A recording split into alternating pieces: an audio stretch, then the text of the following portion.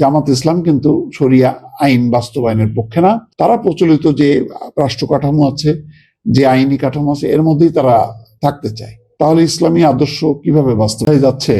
যে একটা বড় ধাক্কা খেয়েছে ইসলামী আন্দোলনের কাছ থেকে 10 দলীয় জোট। এখন তো আর 11 বলা যাবে না, 10 দলীয় জোট।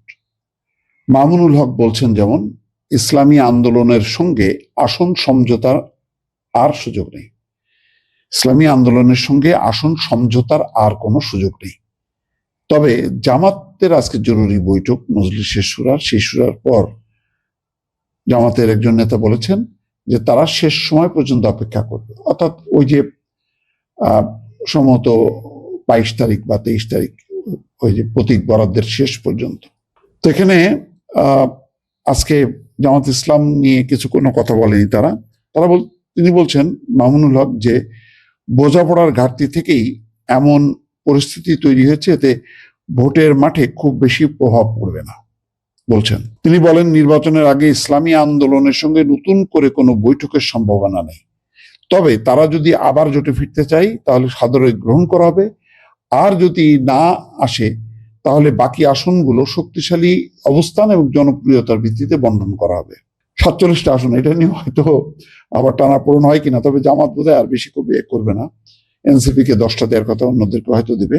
যাই হোক, এখন এটা একটা বিরাট ধাক্কা, কারণ জামাতের পরেই এই জোটের অবস্থান হচ্ছে ইসলামী আন্দোলনের।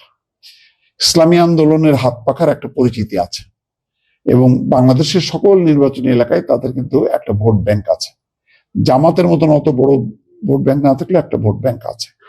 তাছাড়া যেভাবে মানে ভাঙলো এবং যে কথা বলল ইসলামী আন্দোলনের পক্ষ থেকে, এটা গুরুত্বপূর্ণ। কারণ জামাতের লক্ষ্য ছিল যে ইসলামের কথা বলে ভোটগুলো জোগাড় করা।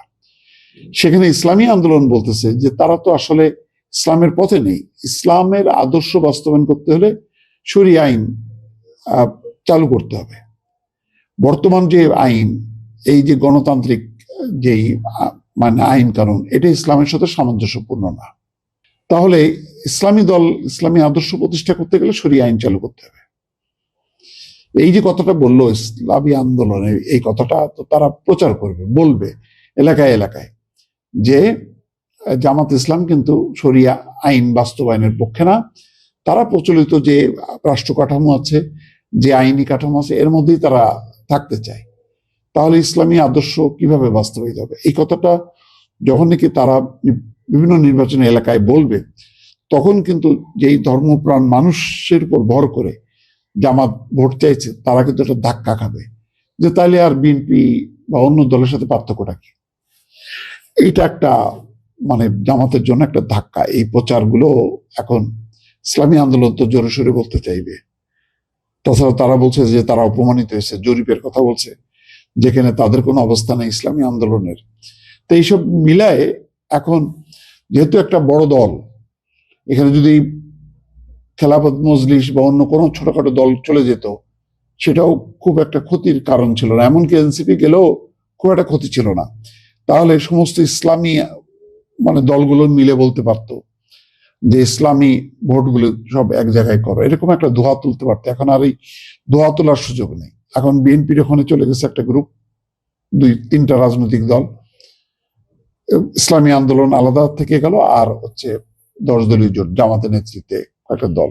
মানে এই ছত্রভঙ্গ হওয়াতে সামগ্রিকভাবে ভালো হয়েছে যে ধর্মের নামে নির্বাচন করা উচিত না, সেই অর্থে ভালো।